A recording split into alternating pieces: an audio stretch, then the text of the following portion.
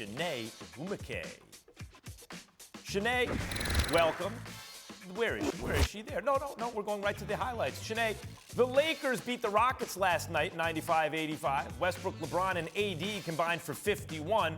When does this big three get truly scary to the competition, do you think? I think they do that once they all accept their roles. And by the way, I love this give and go because I want to see how your game is as a point guard, Max. But what I really love is that less is more for the Lakers. You have Carmelo Anthony being a great example of that. Okay, meantime, Knicks, Bulls, Wizards, Heat sit atop the Eastern Conference standings. Who's most surprising to you? The most surprising to me, Wizards, by far, 5-1. Give a lot of credit to Coach Wes Unseld. They have great contributions. Spencer Dinwiddie is a great guy to have in alignment with Bradley Beal, Kyle Kuzma performing, Montrezl Harrell playing like a dog. I was very surprised at the start to the season by the Washington Wizards. So kudos to Coach Unseld for getting them going. And the Nets dominate the Pistons, 117-91. James Harden posted a triple-double, looking like he's getting back into form. Can this Nets team win a title as is, meaning without Kyrie on the floor, Chiney? They absolutely can, but they're going to be walking a bit of a tightrope. A lot of teams in the East got better. I'm talking about the Heat. I'm talking about the Hornets. I'm talking about the Bucks.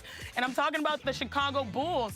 So while they have the requisite talent up top between James Harden and Kevin Durant, I'm not sure that the path is easier this year, especially without Kyrie, but they can still do it. It's just going to be much more difficult. You know what was amazing to me, Chiney, last year is they had, right from the beginning, okay, that's going to be the greatest offensive team of all time when they get healthy. But, like, is it going to be the worst defensive team of all time? But within a couple of weeks, their defense was adequate. And that's all they need. It was adequate, right? How long before this team reaches their non-Kyrie potential, do you think, this year? How long is that going to take?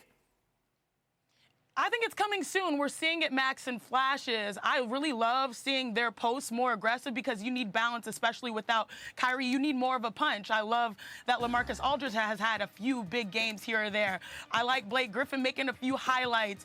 More importantly, James Harden is the engine. We know that Kevin Durant, when he wakes up, he's all about getting buckets, period. 40 points, that's almost a given. But James Harden, if you've seen how he's played recently, he's starting to flex. He's getting more emotional. A lot of people have been using him as a poster child for this new NBA rule change, and I think he took it personally. That 18, 10, and 12 stat line that he just dropped efficiently should sort of show you the tone of where he's going. He's heard all the critics, and I think that's going to recalibrate and motivate them. I mean, KD got ejected, right? So, like, this is a team that's playing with a chip on their shoulder, and they will need that absolutely in the East. I think the rules changes in the long run going to help Harden in the playoffs because instead of looking to get calls, he's going to have to be focused on canning shots, which he's perfectly capable of doing.